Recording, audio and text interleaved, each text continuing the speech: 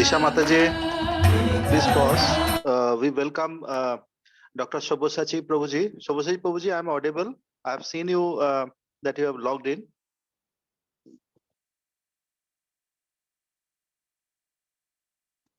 Savyasachi Prabhu. Hare Krishna, Dhanva Pranam. Dhanavad Prabhuji. I just give you a brief introduction. Already you have given lecture on 14th November on the same topic, that Varnashram, concept of Varnashram, implementation of Varnashram, as well as that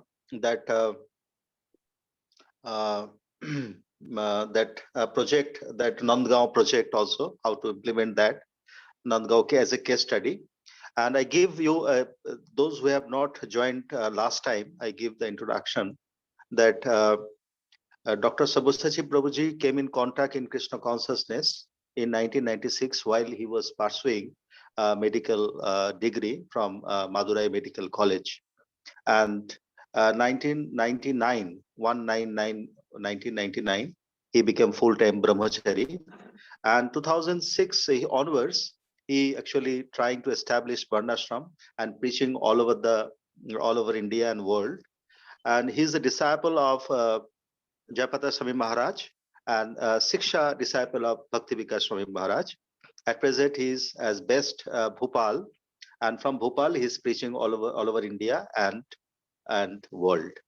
So today's topic, I repeat, the concept and implementation of Varnashram as well as case study of Nandgram farm project. So please go ahead, Prabhuji. Thank you so much, Prabhuji, once again. Jivanuga Prabhu, have I been given share screen rights? Yes, Prabhuji. Yes.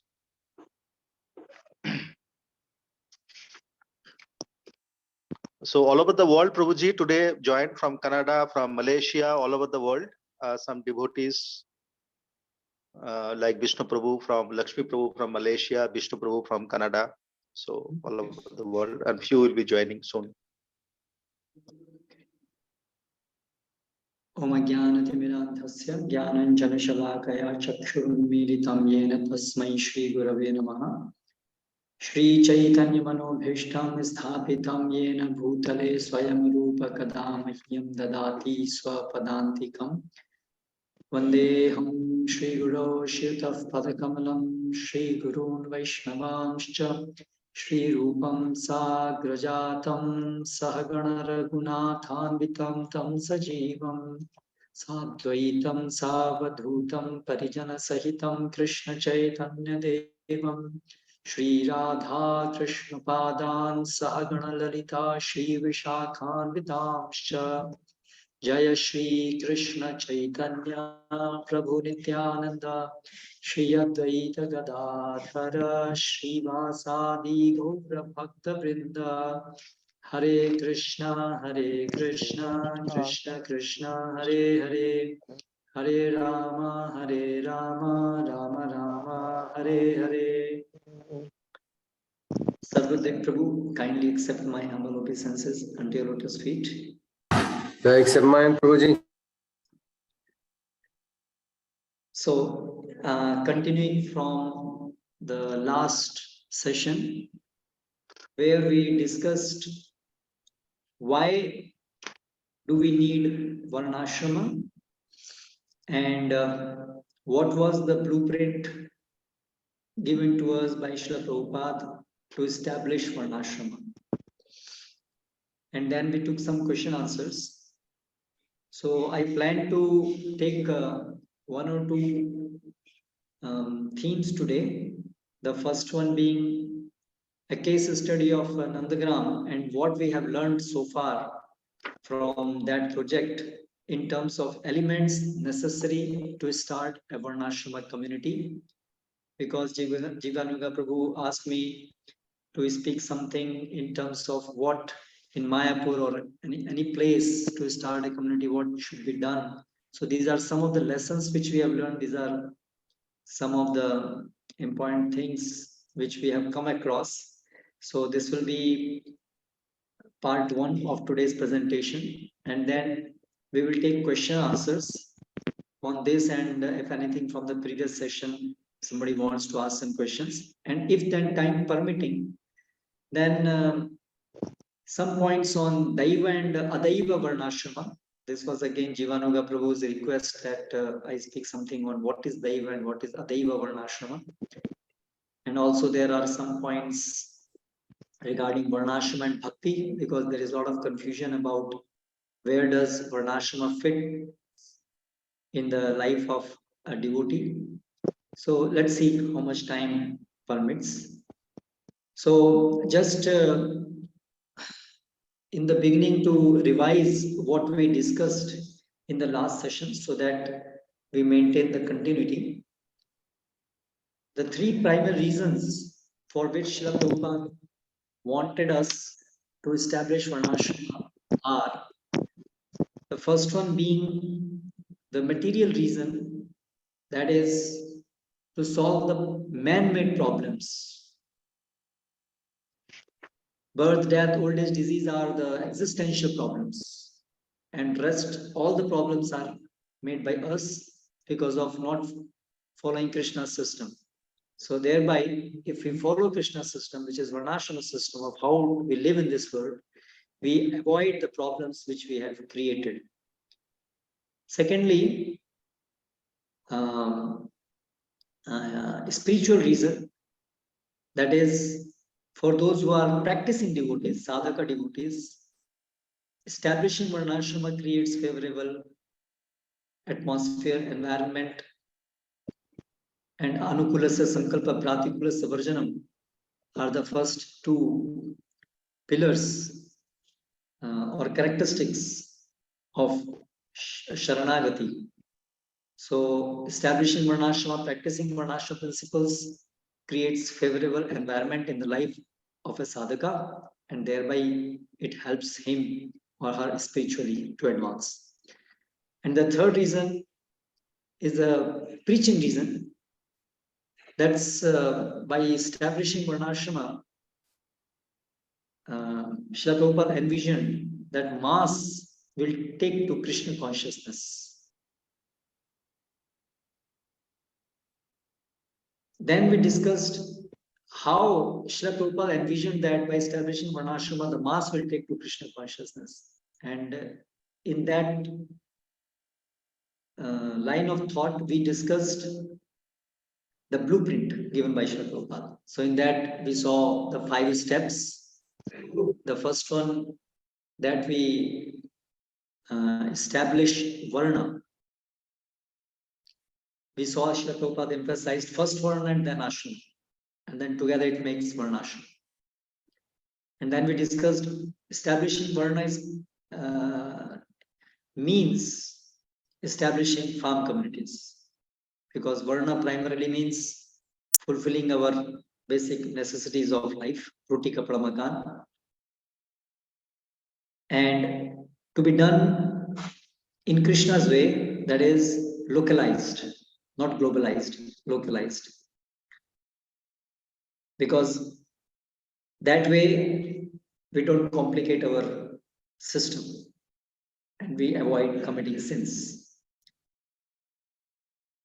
So that means we have to be situated in the villages, on the land where we grow our primary necessities directly from land and cows. Cities are not the places where we grow our food. Cities are the places where primarily we are there because of the technocrat society.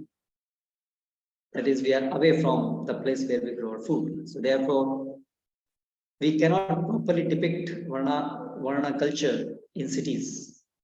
Some sort of Varnashram is always there in any society, but Krishna's Varna system can only be properly established on these farms. And we saw Prabhupada's quotes regarding this, that on Varnashram, on farm communities, we can demonstrate the full Varnashram system. And so Varna is established. And second, once we are there on the farms practicing Varna, then we can then establish ashramas properly, because when Varnas are in place, then psychologically, physically, we are engaged in the work which suits our Swabhava, and we are not striving for artificial necessities. We are avoiding asat sangha, and these things help us to practice our ashrama properly, because ashrama basically targets as our spiritual well-being. So in this way, Varnasrama system is established, and then the next step will be to replicate establishment of such communities. Having made one model, we replicate by utilizing those who are in power, taking their help, and in that way, big scale, we replicate this model. So from model, we go to a realistic placement in the society in large scale of this Varnashrama culture. And because of that, when in large scale Varnashrama societies will be established, then we can expect that this modern demonic civilization, its foundation will become weak, and thereby, in general, the anarthas from people's life can be mitigated. And once the anarthas are mitigated, then it will be easier for people to take to Krishna consciousness. And secondly, we discussed that in the city-based temples, we can only practice primarily Brahmanical activities. But most of society consists of Shudras and Vaishyas. And in city temples, they have no scope for full-time engagement. So once we establish these farm communities, then we give avenue, opportunities for mass, that means Shudras, Vaishyas, everyone, to practice Krishna consciousness in association of devotees, avoid asat sangha, and use their God-given talents in the service of Krishna. Swe swe karmanya virata samsiddhim labhate nara. By one's own prescribed duties, one can serve Krishna. That is the basis of Varnashrama. So by farm communities on a big scale, we give opportunity to the mass to do that, and thereby they will be able to take up and practice Krishna consciousness. So, and in this way, Chaitanya Mahaprabhu's prophecy can be fulfilled, that Prativite H.H.Jayapataka Nagaradigra Sarvatra Prachar Hoibe Morma. So we stopped in the last session at this note. Now, today, what practically we have tried to do over the last around 13, 14 years, this is a brief summary of what elements we have found are necessary to start a Varnashrama community. So just a brief introduction of how these efforts have started.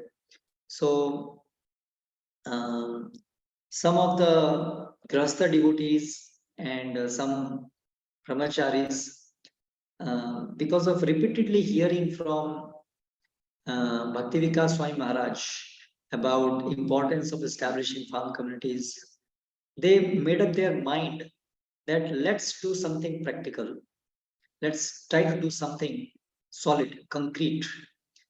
And especially these devotees, they were practicing devotional service in Baroda city, a group of some 3-4 Grahastha devotees. They had their jobs there, but they were clearly able to see how unfavorable city life is for practicing devotional service. And especially they were concerned about their children. Srila Prabhupada repeatedly says that these modern educational institutes are slaughterhouses for children. And they could clearly see that if we don't have our own gurukulas and if we don't have our own farm communities, we will be forced, or we are forced, to send our children to these slaughterhouses. So this was a very strong impetus for these grahasthas to start something for this Gurukula education farm community. So together they made a team, and there is one devotee who owns a huge tract of land near to Baroda in a rural place. So he offered his land to be used for this experimental project. At that stage, it was completely in very, very experimental stage, and we were not sure how many years we will continue. Whomever we shared this idea with practically discouraged us, saying that it is not possible in this age to live without electricity, to live in this village, and in a few months you will come back. But His Holiness Bhakti Vikas Swami Maharaj encouragement was there. Srila Prabhupada's teachings, they gave us that conviction that, okay, whatever the outcome may be, let's try. Because anyway, the alternative which we have is living in the cities, sending our children to the modern schools. So that way our bhakti is already very much compromised. So why don't we try? So that was the conviction. And with that, initially 3 families, they moved to live on the land. Before moving, with the help of devotees, we erected some cottages and a small prayer hall where devotees could assemble together. And once the basic construction was done, a few cottages were done, kitchen, prasadam hall, and a small prayer hall was done. Then these 3 families moved to the farm. And they started teaching their children. And the word is spread, and we said that if anyone wants to send their child or their children, and then we are ready to give them education based on Srila Prabhupada's books. And we all said that we are not professional teachers, so we don't claim that we are expert in this field. But at least one thing, we are sure that by not sending children to these slaughterhouses, we are doing much benefit, though we may not be able to teach them very professionally and the subjects, academics, but at least just by saving them from being sent to modern schools, great benefit is achieved. This is our conviction. So if parents have similar conviction, they can send their children to us. And gradually, as the time goes, we will learn, and Krishna will send some better teachers. That's how it started. And to our surprise, sooner than what we imagined, interest was shown by parents to send their children. And not only that, but a few devotees showed their interest to actually move to the farm very soon. So we thought that at least we will be there in that place for 5 years as a trial. We didn't have much hope that in 5 years anybody else will come. But by the mercy of Lord Chaitanya Mahaprabhu, by Srila Prabhupada's mercy, so there was a good response, and devotees started visiting us and seeing our endeavor there. And so gradually some of them wanted to move, and the number increased. We had to make some more cottages there. And in 2 years, we realized that actually there are many people who are showing interest, and this small space will be insufficient. And because it is not our own land, so it will not be proper to do investment there. So then we started searching for our own land, to buy our own land. And then we made a team of devotees who are businessmen in the cities and who are favorable to this whole concept of establishing farm communities. And we made a team, and then we started searching for our own land. So soon we selected a piece of land. It was because prior to that project, earlier we had done this search of land for another project, farm project in South India. So we had some experience of how to do it and what type of land should be selected. So using that experience, we spent only 2-3 months, and we saw many lands during that time, and came across a very good area where water was sufficient. I will now enumerate those points as well for from agriculture point of view. For starting a farm projects, what points we should be considering. So we spotted a piece of land, and then but we didn't have enough money. That land costed us. That land price was 3 crores, and we practically had only a few lakhs. So, but again, by Srila Prabhupada's mercy, somehow Krishna sent us that Lakshmi, and soon we paid the amount. And then this land we got, and then we made some again cottages there. And then since 2011, this Nandagram farm community is there. It is very near to Narmada River. Water table is very good because there is Sardar Sarovar Dam. So practically anywhere we can dig well, and at the depth of 15-20 feet, we get sufficient water. Land is very fertile. It's a black clay soil. It's very fertile land, and the area around is very it's like tribal area, rural area. Though now recently this Statue of Unity has come nearby. That's a concern, of course. But still today, agriculture is happening all around. So, and then we start our Gurukula education was continuing there. We incorporated boys from different places, and that's how things are gradually continuing there. We are now striving to attain self-sufficiency. That is, at least we should stop taking donations for maintenance. That's our first target. We are struggling for that. It's not easy. Because once this fabric of village life is broken, it's very difficult to reestablish. So there are many challenges. Time permitting, I will also discuss the challenges which we are facing in this regard.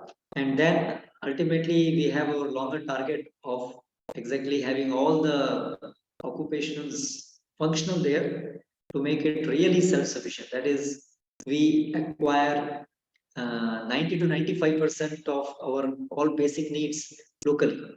Only very few things like salt or some spices we need to buy from outside. So that's a very big target. We are far away from that, but that's what we are striving for gradually. There in that community, we live without grid. There is no grid electricity. Only in very selected places for communicating with the guests who arrive there, and some family members of the devotees who don't stay in the community for some emergency uses and for some managerial purposes. There is a very restricted use of phones, and for charging those phones, we need those electricity, but for lighting purpose, we don't use electricity.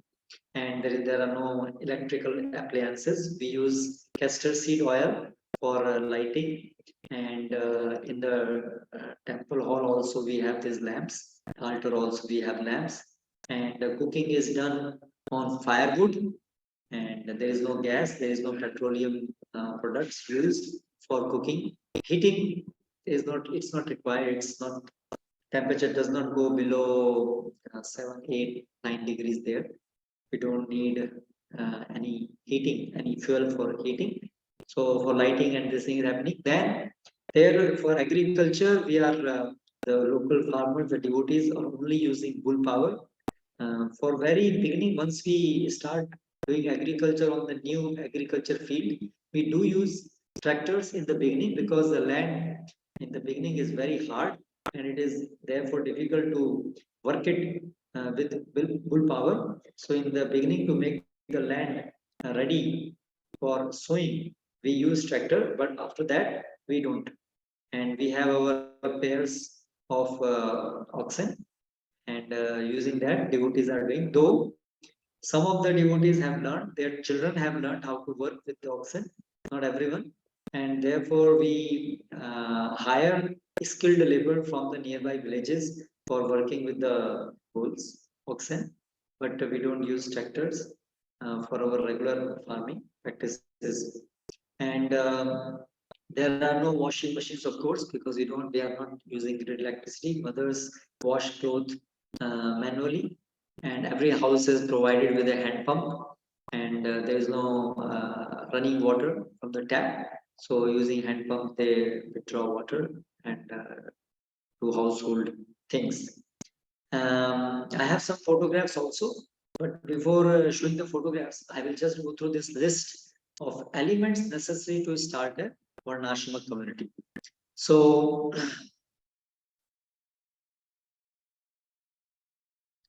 the first point is a spiritual leader for overall guidance and encouragement. In our case, this was His Holiness Bhakti Vikas Swami Maharaj, and we understand that this is one of the most pivotal point, most important point in successfully starting a Varnasrama community and continuing it, because in the Kali Yuga, our primary strength is derived from chanting Hare Krishna and establishing Varnasrama communities. We are practically going 180-degree away from the normal flow of the society.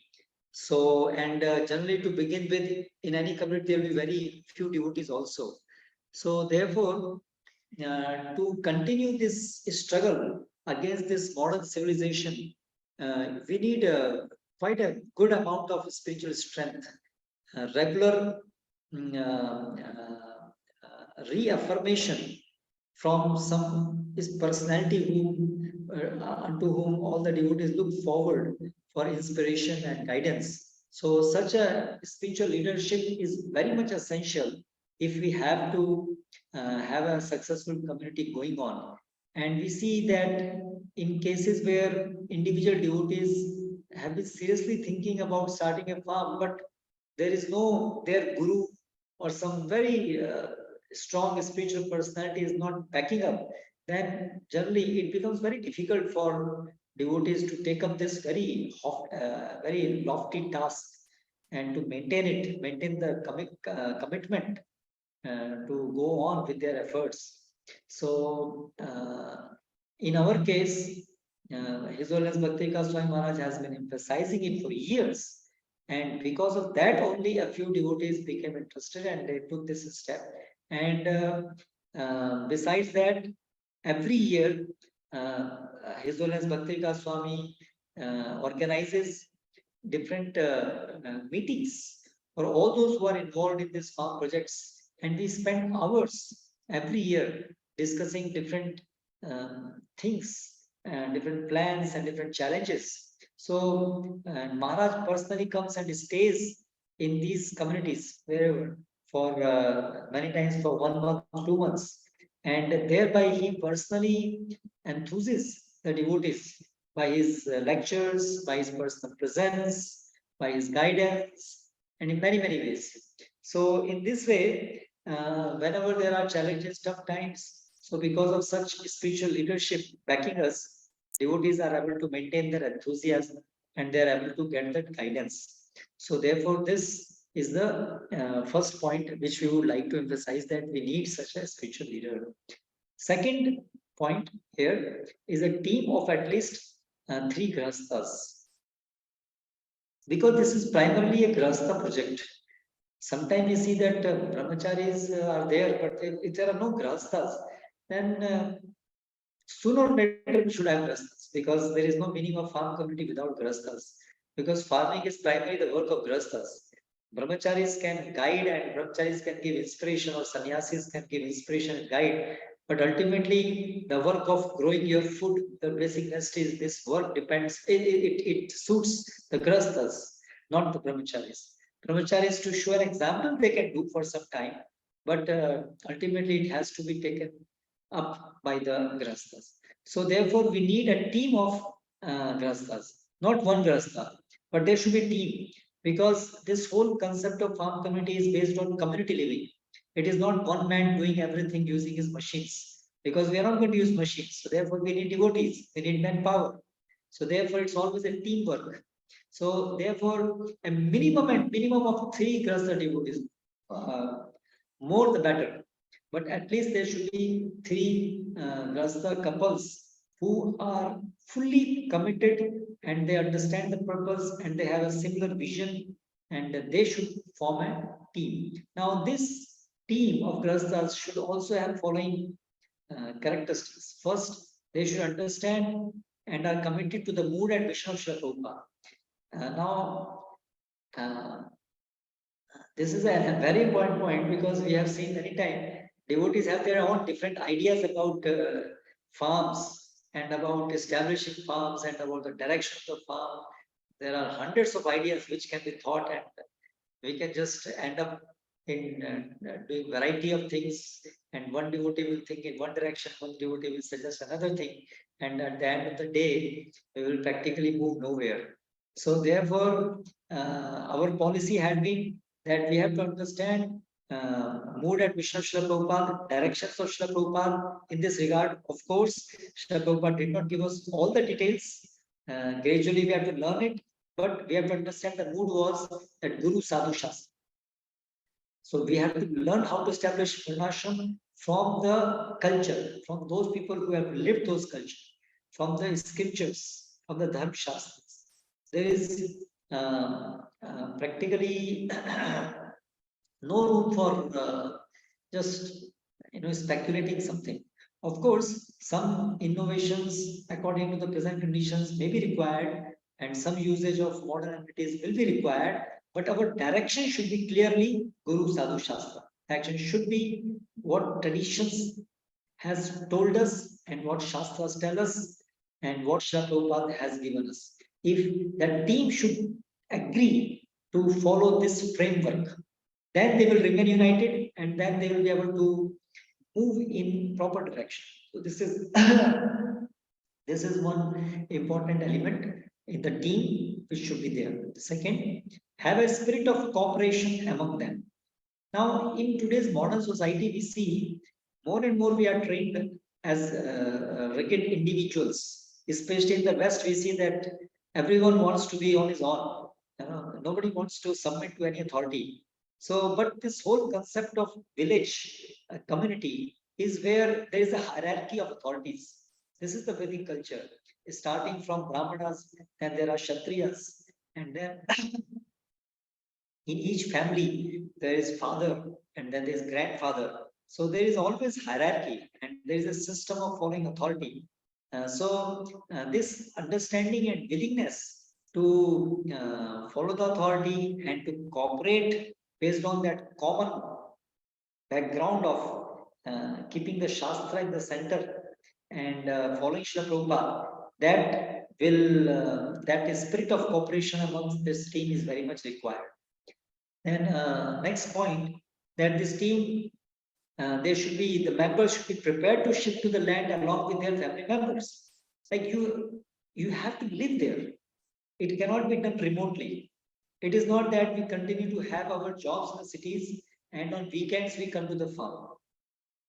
Or we stay on the farm and from there we commute every day to the cities.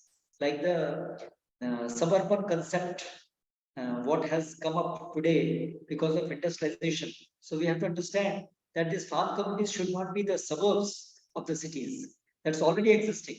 We don't want to do that. That's not our concept. That's not our theme. We are going to establish village life, village farms. So the devotees who are participating in this, they should live there. And they should not just live there, they should grow their necessities from the land there, the cows there, not that they are earning their money for maintenance from some jobs where the cities, and they are just there in the village for living. No.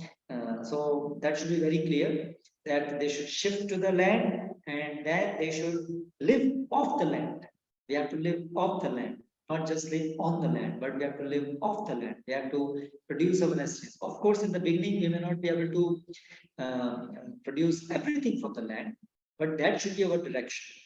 And so gradually we should move in that direction. And we have all the occupations in our village, and everything, whatever basic things we need, we grow ourselves from the land and the cows.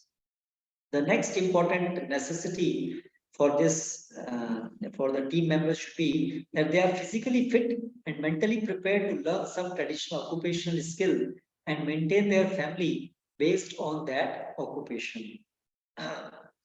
Sometimes you see that devotees feel that, okay, we are now 50 years and retired life, so shall we start a farm community? So what we have observed that at least in the beginning phase, we need young grastas to participate in these projects. This project is not for retired people.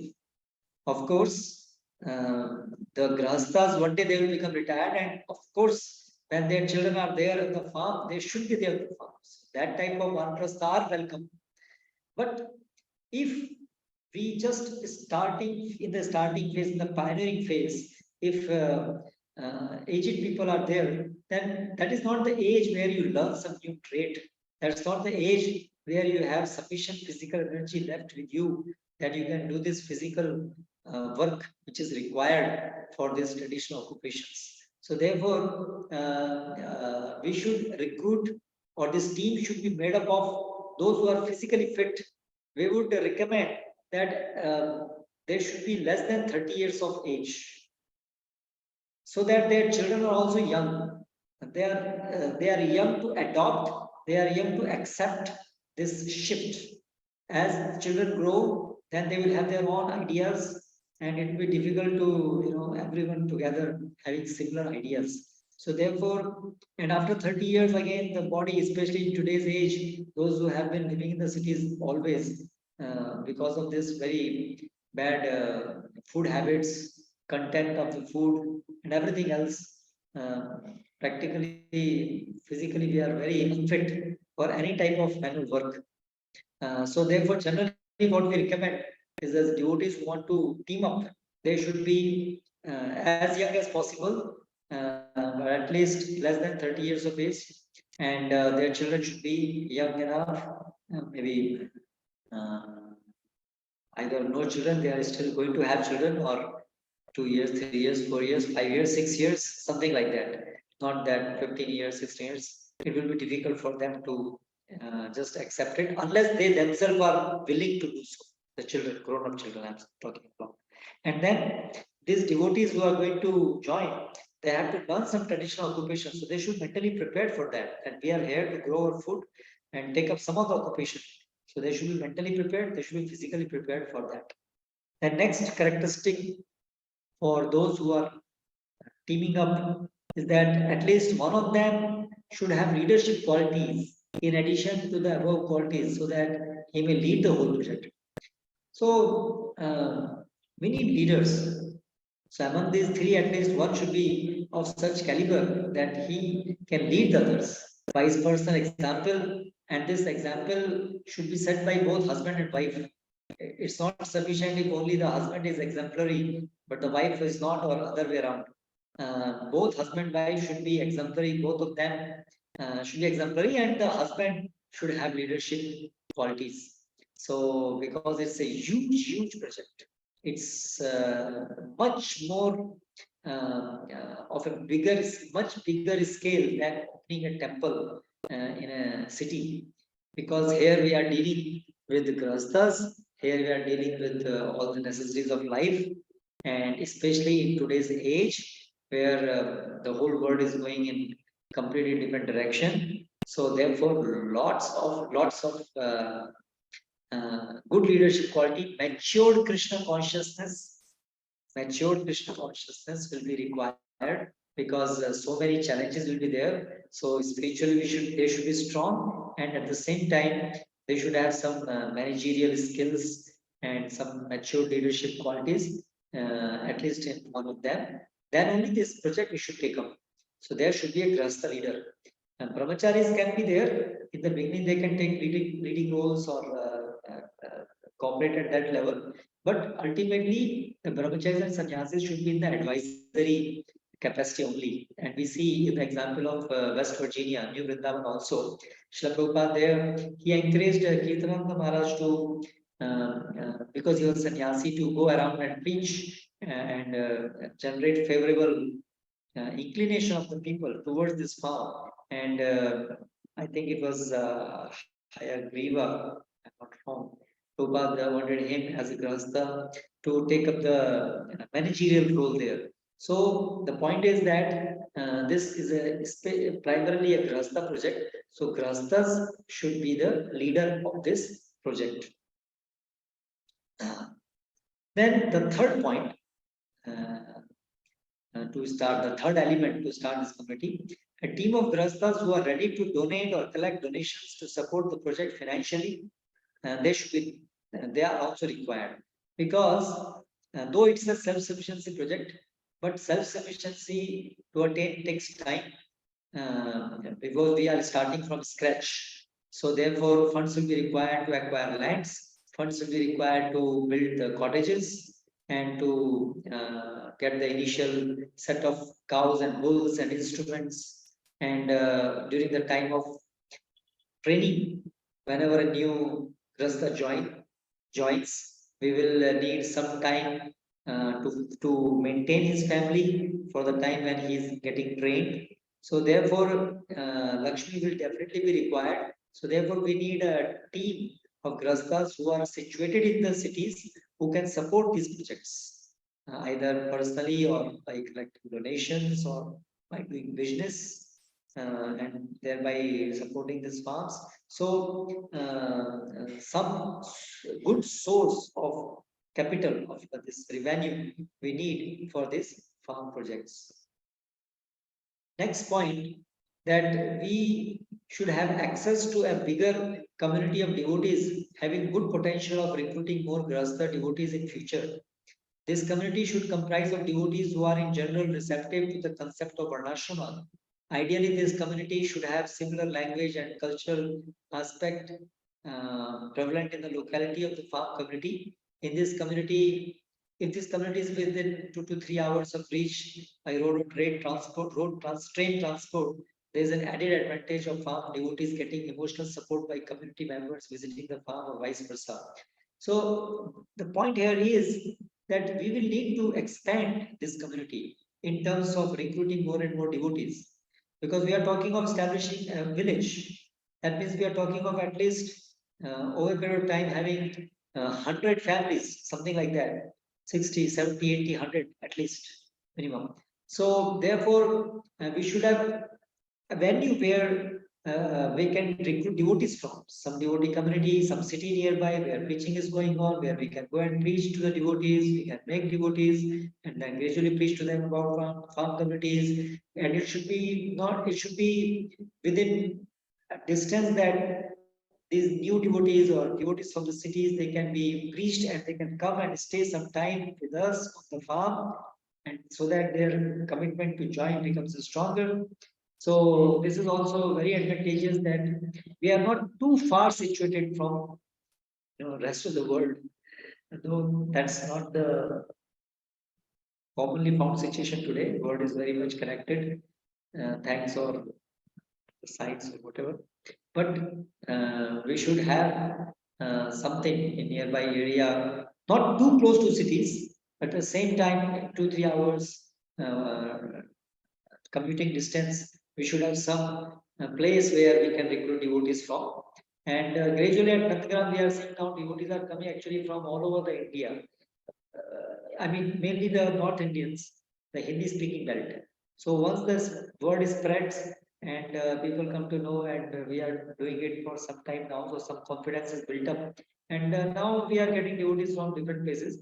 But in the beginning, this will be very helpful that we have some devotee committee, not just for recruiting, but it is also that devotees from such committees, they visit us on the farm, and that gives a lot of encouragement to the residential devotees living on the farm. So this is, if this point is there, it's very helpful.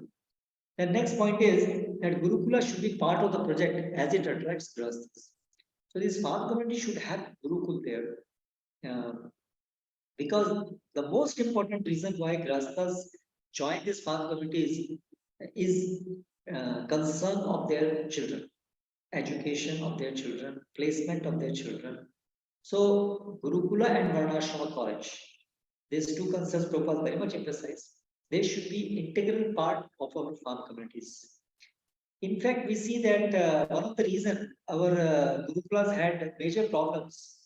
One of the major reasons for that was that our farm community development did not go side by side with the development of the Gurukula.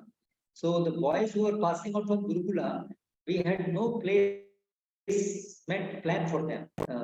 If they became brahmacharis, good. We had city temples where they could be brahmacharis. But if they had to become grahasthas, we had no proper community, devotee communities where they can practice what they have learned.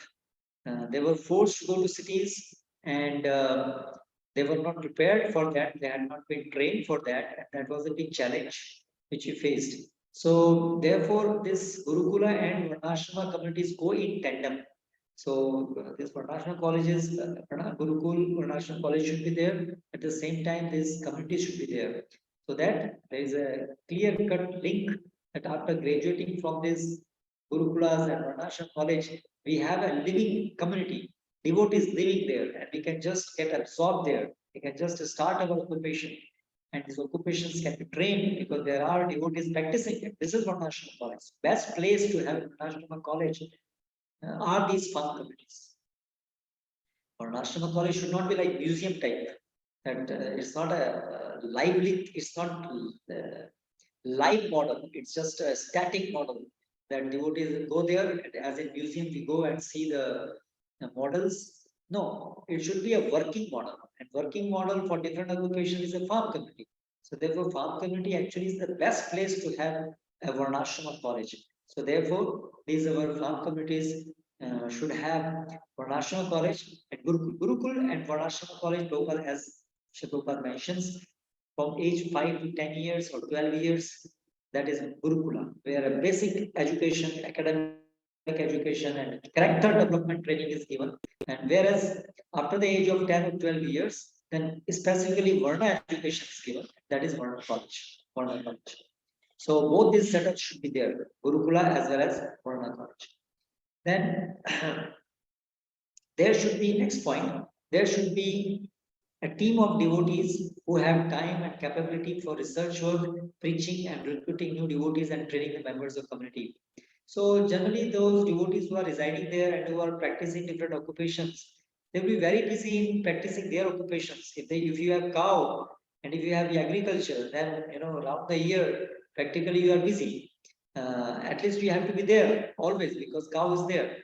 So, but we need a team of devotees, ideally either brahmacharis or sannyasis or anaprastha devotees, vanaprasthas, who are having liberty to move around in the nearby villages to preach there to the villagers and recruit devotees from there or join these villagers in our team. Not necessarily that they have to leave their villages and move with us.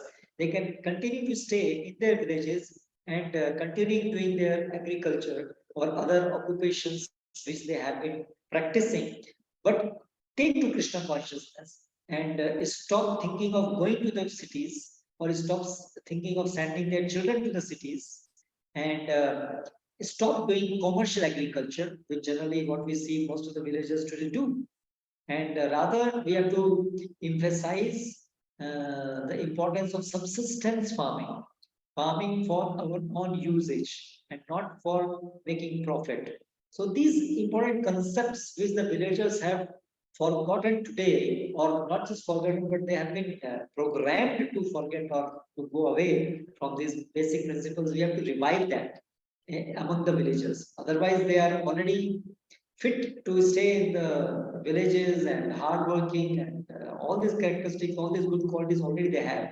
But just Krishna consciousness is not there, that we have to preach. And then this modern ideas about farming, commercial farming, that we have to retrain them to think in a same way again, subsistence farming.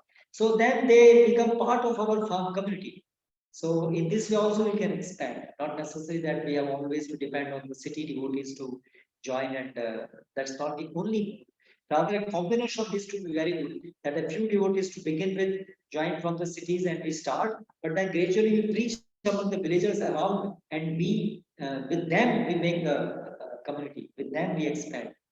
So team of devotees who can preach, and then those who can do research work. A lot of research work will also be required, because so many traditional practices we have forgotten.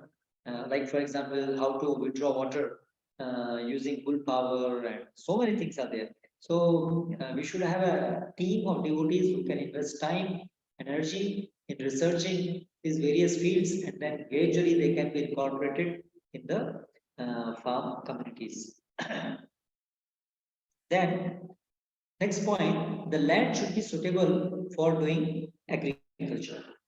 This is a very, very important point, because ultimately all our farm is based on getting our necessities from land and cows. So cows, okay, is still easier thing. We can select cows and get cows, but land, once we select a land, we are just fixed there. So if we don't select the land properly, then agriculture is not possible, proper agriculture, then this project is doomed.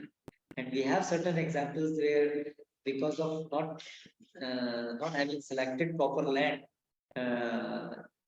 devotees have to put lots of hard work, and still it's not fruitful. So therefore, this is a point which cannot be overemphasized. So in that, the first point is that it should be irrigable land. Water for irrigation should be suitable and sufficient for irrigation, and should not necessarily need usage of electricity to access it. So there should be sufficient water for irrigation. Best is if we have sufficient rainwater there, because rain is the best source of water. It's the with the minimal salts, and the underground water is not so suitable for agriculture as is the rainwater. And major crops, major dependency should be on the rainwater. So rainwater harvesting we should do, and we can do rainwater harvesting, and there is some rain. So at least there should be sufficient rain in that area over the last few decades. So we have to go into the history of that place. How has been annual rains in that area? How has been annual rains over the last at least few 1 or 2 decades at least. So that should be one important thing.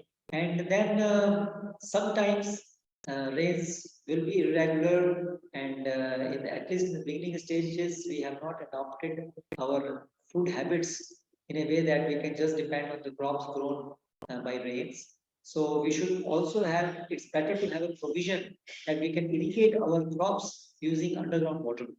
So this is, if we have both the facilities, good rain and also some underground water, then it will be very stable. So because we are in pioneering phase, so if we have this solid source of irrigation, it will give confidence to the devotees. And one thing goes wrong, another thing is there to depend upon. So better to have these two sources for irrigation. And if that land underground water we are going to use, then we should select a place where ultimately that water can be brought up, or it's already up, that we don't have to depend on electricity forever. By rainwater harvesting, we can bring up the ground table to some extent. But if in the nearby area, everywhere people are using these bore wells and water table has gone very deep, so it may be very difficult to bring up the groundwater level just for the piece of land which we have. So therefore, by selecting, we should see that there is some average land ground table there, not too low. And second, the rain pattern should be suitable for agriculture. Sometimes some places rain is very scanty, and or the pattern is not at all suitable because of the changing climatic conditions, or just the place is very dry. There are not enough rains. So better to avoid such places. Though in long run we can establish farm communities even in such places. But for that we will need more experience and more support. So in the beginning phase of this establishing Varnashram communities, personally we recommend that We should not try to do something very difficult. Let's try to do farming in a place where ordinarily there are many farmers doing farming easily. Let's select some easy place to start with.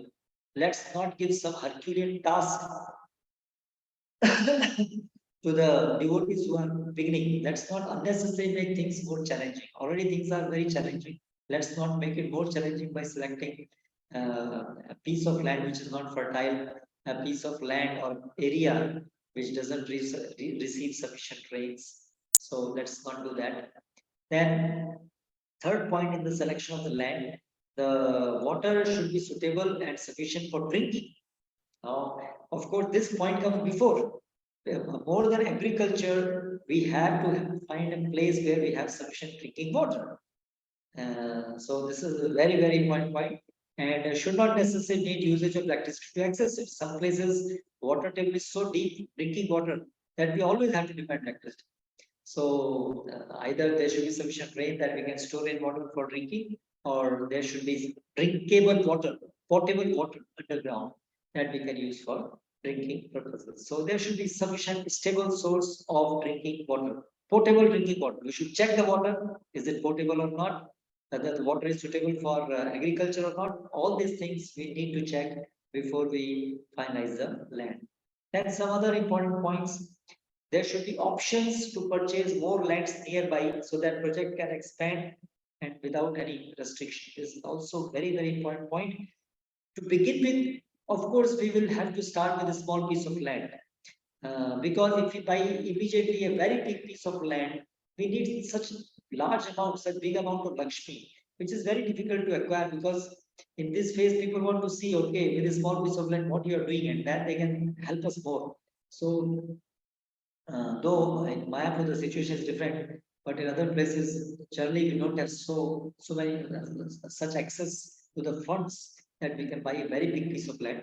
And also, if we have a very big piece of land and we don't have sufficient manpower, then also it is not justified that we buy that and just keep it fallow.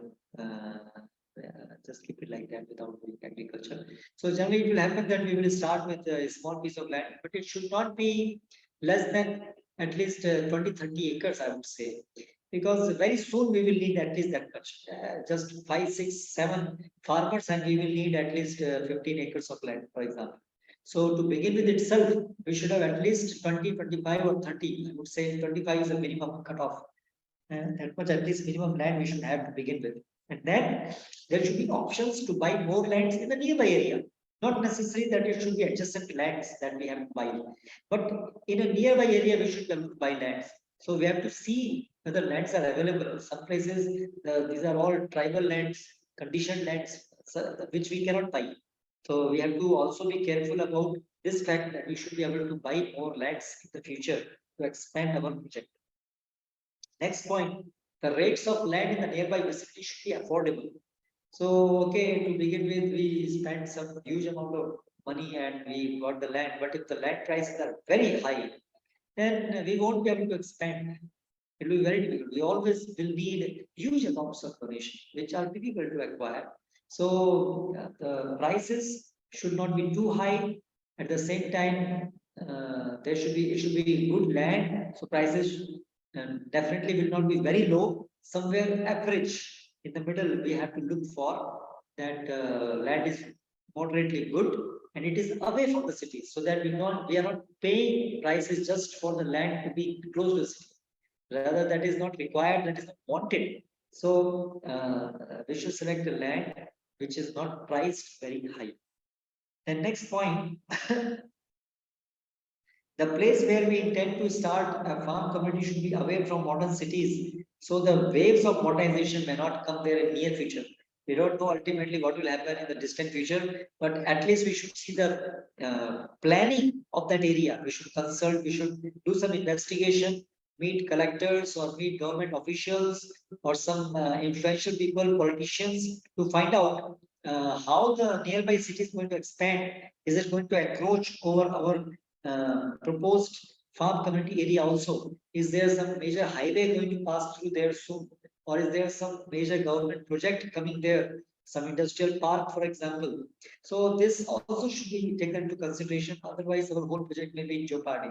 Like we see West Virginia, then the mining is started, and then the whole scenario changed.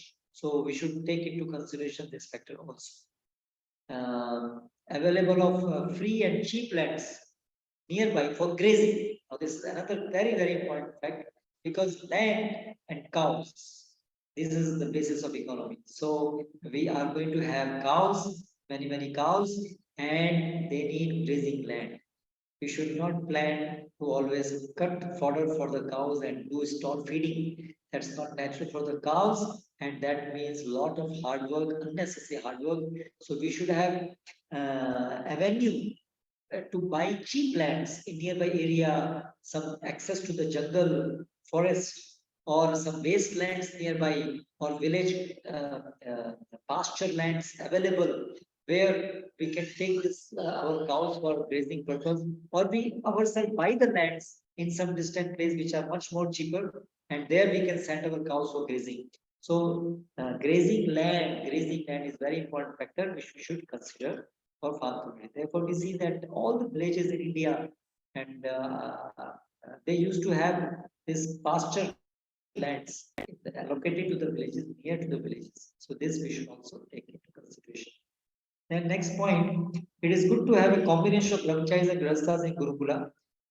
Proper arrangement should be made for that. So brahmacharis have their important contribution to be made in Gurukula. Sannyasis, Prabhupada said sannyasis make the first class teachers for the Gurukula.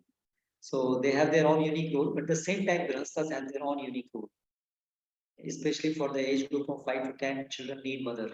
So we need Guru Patnis. So grihasthas play a very important role in the Gurukula, and brahmacharis, so a combination of that will be very good.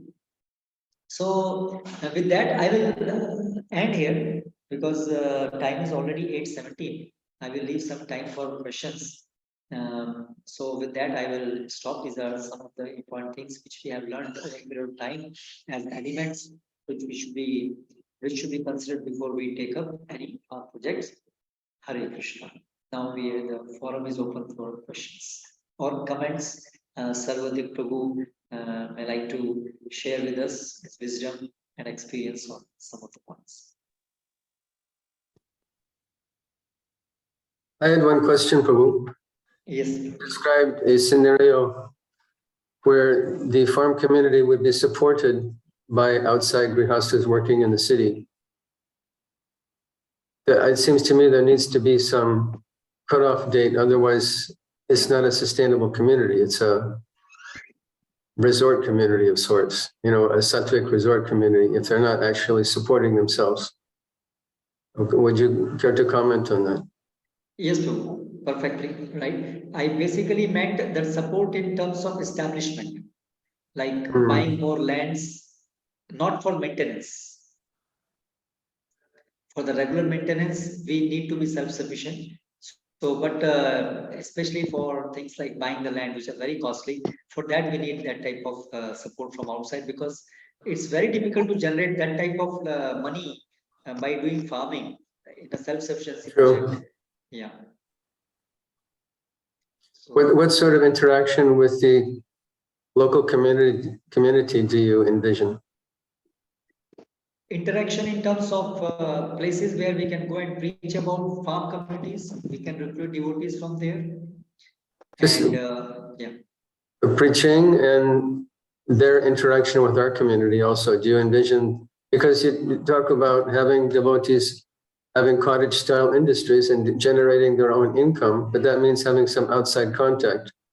Because if it's a community of 30, 40 devotees, I mean, outside income has to come from somewhere, unless they're just trading with each other and they're not using money. You get my point? Not exactly, but can you please reframe it? Okay, let's say, for example, devotees are growing organic vegetables as a business. That means someone has to come and purchase them, or they have to go to the city to sell them. Yes. So they have to have some relationship with outside communities. Yes. Because if there's only 30 or 40 couples, let's say ideally, which would be a good group of devotees, there's not sufficient income to generate. We have the similar problem here in Mayapur.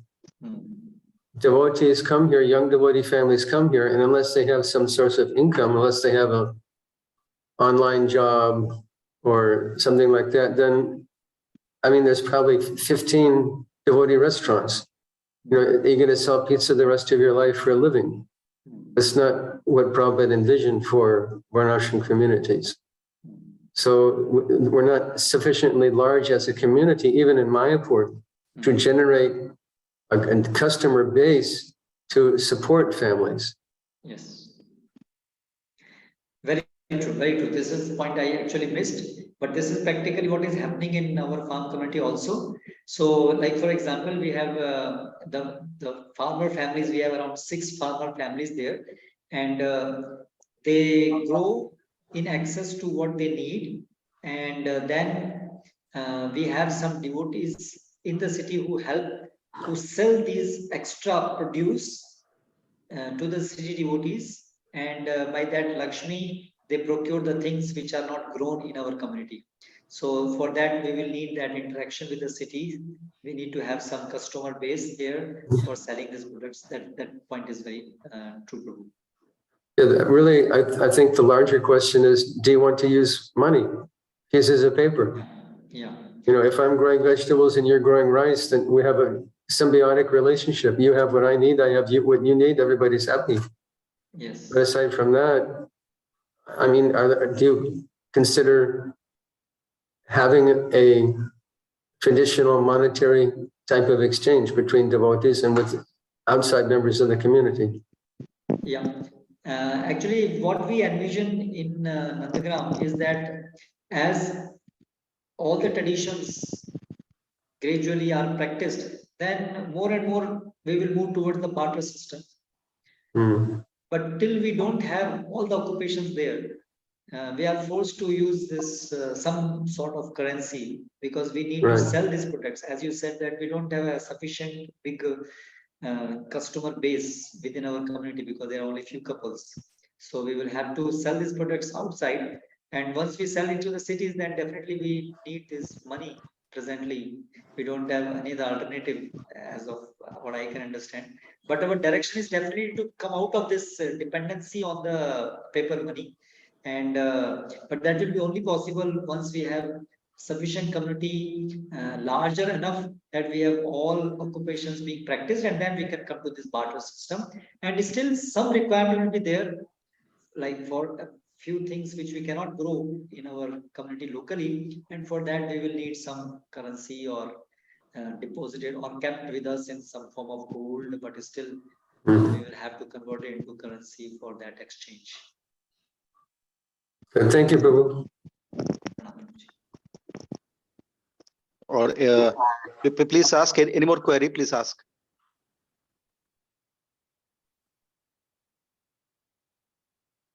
The participant requested to ask any more questions.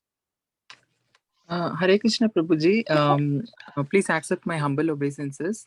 I was thinking of one idea, so you can let me know your feedback about this idea. So I was thinking, like, Prabhupada always encouraged to chase the rhinoceros instead of, smaller animals. So he wanted always to think big in terms of any project. So what I was thinking is, if we make these farm communities a bit more attractive to the city people as well, and also the nearby areas, like with good deities and good 3D models of Lord's pastimes like we have in Mayapur.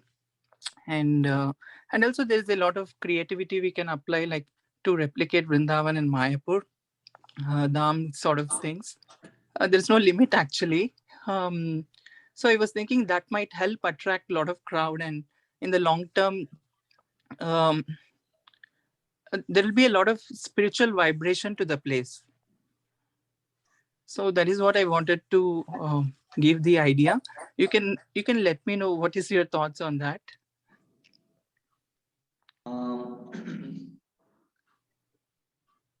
I think my understanding, or our understanding, the devotees who have been trying to establish these communities is that we should attract devotees at the terms which are favorable for development of these communities, not in a way that can create a lot of distraction for us. Because ultimately it's a self-sufficiency project, and we don't want just devotees out of just curiosity coming there, but with some sincere desire to adopt that lifestyle. Otherwise, it will just become a tourist spot. Devotees just come there as just see, and they are not. But the attraction should be based on that this is functioning. We are able to grow our basic needs, and we are able to practice Krishna consciousness. We are happy here. That should be the attractive feature.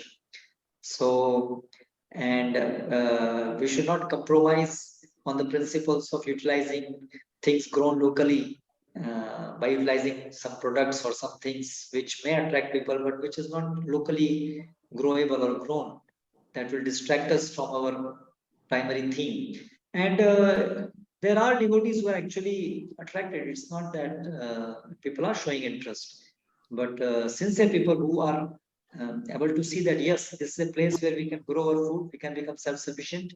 So that type of sincere inquirers get attracted. So I feel if we think of just attracting in their terms, then it may cause a lot of distraction to us also.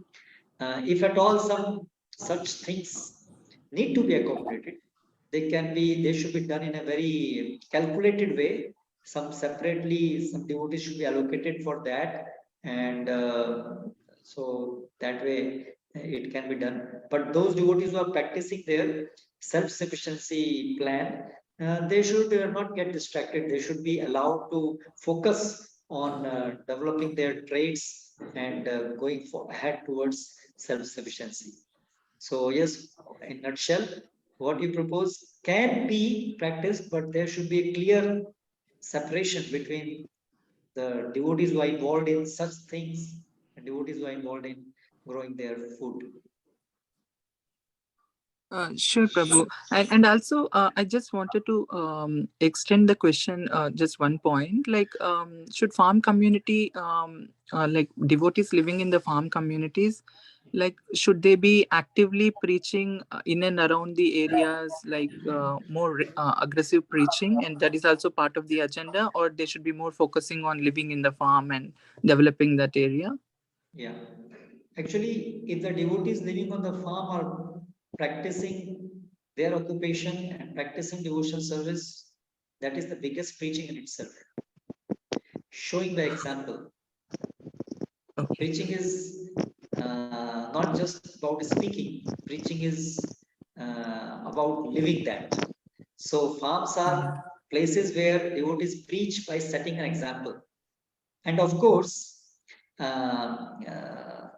vanaprasthas and time permitting, sometime they can go, but for those who are practicing the Varnasrama thing, their core focus should be on developing their self-sufficiency and practicing Krishna consciousness. And generally we find that they will not get enough time for preaching and going around, because the life is such there. And therefore, generally, traditionally also, this wide-scale preaching was the work of sannyasis and brahmacharis. It was not family members. Grasthas preached to their family members or to their neighbors. So yes, within the community, satsang is happening, that preaching, but bringing, going out, so they cannot travel around so much. So their focus should be to preach, definitely preach. Not that they are not preaching, but the mode is different. The preaching is by their own. Sure. I have two comments on the same question. Yes, Prabhuji. I think the objective of a farm community, a full-on Varnashram farm community, organized around the objectives of Varnashram, are diametrically opposed to a farm community that wants to bring tourists. Yes. We have the example in New Vrindavan. They have dropped the ball, and I'm speaking bluntly, they dropped the ball if we compare what they're doing today to what Srila Prabhupada asked them to do. They made a tourist destination, Prabhupada's Palace of Gold, and hotels, and food, and restaurants, and gadgets to buy, and souvenirs. That has value, don't misunderstand, but it's not Varnashram. And it's opposed to the principles of Varnashram. So second thing, when we preach Krishna consciousness, we distribute books, and people read our books, they may challenge us, well, where's the example of what you guys talk about? I read your books, but where's the example? Can we show them sannyas ashram, brahmachari ashram? They're not interested. They want to see happy family life, prosperous family life, with happy wife and children and home and prosperity. And we can show this in our Varnashram communities. They're not interested to become tyagis and renounce the world. And our institution, ISKCON, by and large, in the world, has a reputation to be an institution of renunciates. And we have to overcome that if we want to promote Krishna consciousness all over the world to a greater section of society, if we want to appeal to a greater section of society. And as you say, this is powerful preaching to show happy family life, because everyone wants that. Sattvic living, peace of mind, relationship with God, yoga, meditation, organic food. The whole world wants that. We just have to figure out how to present it to people, and they will come to us. We won't have to chase them. Very true. Very true. Very nicely said.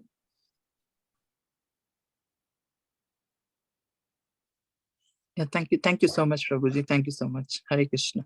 Hare Krishna.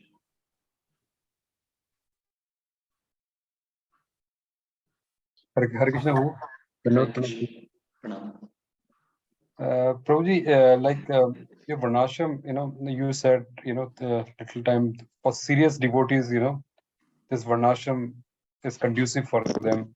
So Prabhuji, sometimes who are very conditioned like me, so even if I want to go to Varnashram, but there is so much austerity is there, Prabhuji, in terms of, climates and all that stuff. So for me to come to city to Varnashram will be like a quantum jump for me rather than a transition. So I don't see a kind of, people transition into Varnashram. Either they have to live in a city or they have to, jump into a Varnashram. So there is not a certain process where, customize the, devotees slowly they can get into a Varnashram. Otherwise, only few devotees who has a very strong cause will come into Varnashram, so what we do for those, because there will be a lot of devotees who wants to come, but due to their conditioning or or they want to slowly transit to there, quantum jump from there. How do we do that? Yeah. So yeah, that's true. Presently, it's like all or none. Either you are there, you have to do all in one shot, or you are not there. So how to make that way easy? My understanding on that is that if for those devotees for whom this is a quantum jump, they have to plan for their next generation to join these farms, because for children it is not a quantum jump actually. So if children can be sent to the our gurukulas in the farm, then from very beginning they will get acclimatized to that way of living. Their conditioning will be the conditioning of living on the farms. They will not find it difficult. So maybe it's a generation gap. It's the next generation then, which probably will take it. Because if we do the transition in the way that, okay, if some 25% we are using the modern things, and then gradually we think of that we will give up 30% and then 40%. In a few things we can do, but not in everything. And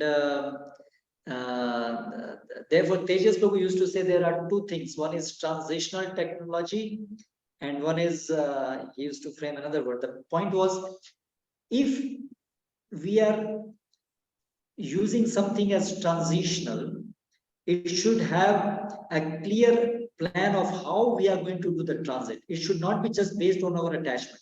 If for a certain thing we know how to practically introduce that in a traditional way, and we have that knowledge right now available, but just because of some conditioning we are not able to, we are not doing it, then mostly we will just stay at that transition point itself. We will not make the transition. It will become just a station in between, and more likely that will go back.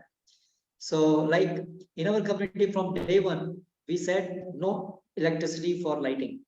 And it might have been, suggested that, okay, first use solar light and then go off the grid. But generally we have seen if we use solar light, then gradually we will revert back to grid light. Not that we'll make this transition from solar light to no lights. Because that living using the lamps, that's still available. That doesn't require any investigation or research. Still, it is just available. The knowledge is available. It's just a matter of mainly mental adjustment. So therefore, in many cases, it will be like that type of transition. But of course, we encourage devotees to come and spend a few days and then spend more days, and that way get acclimatized to some level. But if still devotees feel that in their life it will be difficult, then better they invest energy. They think they plan for their children to move to the Gurukula and let them from the beginning of their life be acclimatized to farm life, and that way with the generation this will change.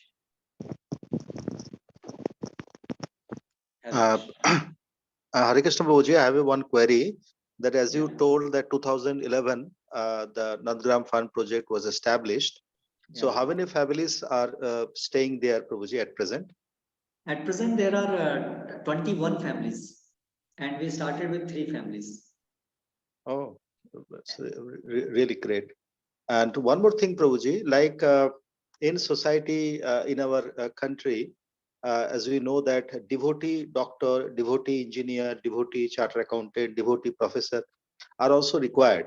But in the Gurukul system, after passing out of the Gurukul, so what they will do, they will fully engaged in Varnashram system. So what about the other professions? Like what is your suggestions? Like devotee doctor, the doctor can be devotee also, a devotee can be doctor also. So let these devotee doctors come from the cities. The children from the farms, let them be in the farms. Otherwise, again, we are training them to back to the city. So there are cities, and we need doctors for the cities. For the farms, actually, in the long run, we don't need modern doctors. We need herbs, knowledge of local herbs, and that's it, and healthy lifestyle. So modern city people need doctors. Let these modern doctors, cities come from the devotees or people living in the cities. Yes, got it, bro. Thank you so much, Prabhuji. Or please ask any query. Otherwise, we'll wrap up the session. It is already 8:40. Hare Krishna Prabhuji, one last question I have is, so what about the self-sufficiency in the farms? Like, is it possible to grow everything in the farm, or certain things we have to buy from outside, right? In that case, like maybe in the long term, it is possible to have a simple living sort of strategy where everything can be self-sustainable. Is that the idea? Yeah. Initially, if we are a very small group, which generally will be the case, we won't be able to grow everything immediately. So for that, we will have to depend on the cities for some time. But in the long run, yes, we should be able to grow at least 90-95% of the things which we need. As I said, things like salt or some metals, we may not be able to have locally. But otherwise, we should be able to grow in any place. There may be different varieties. In some place you can grow apples, other places you may not grow, but you will be able to grow something, some fruit there. So that change in our diet will be required. You may be habituated to eating only rice, but maybe the place where you are, you have to change your dietary habits. You have to come to jowar or something. So that change will be required. But in every place by Krishna's system, there are some cereals, there are some fruits, and cows are there. We can have. Yes, in some areas where like there is ice for months together, simple living is much more difficult. So therefore, traditionally, not every place was inhabitable also. That also we have to consider. So let's first concentrate on the places where it's easier to live this simpler lifestyle. Sure. Thank you so much, Prabhuji. Hare Krishna. Hare Krishna. And Prabhuji, what will be the third part of your lecture? Like second part you have beautifully concluded. What will be the third part of this lecture, Prabhuji? Well, I'm not sure whether we really need third part as of now. Maybe for time being, we will just keep it because now marathon is also coming. Okay. So let's discuss it separately whether we really need and what we can discuss. Yes, And Prabhuji. let's Yes. for time being wind up with this. Okay. So our heartfelt gratitude and humble obeisances, Prabhuji, at your lotus feet. Thank you so much, Prabhuji. Thank you so much. Please Thank you for join giving again me and again. opportunity. Special thanks to Sarvati Prabhu for his very relevant comments. Thank you, Prabhu. Hare Krishna. Thank you for inspiring me. Hare Krishna. Pranam.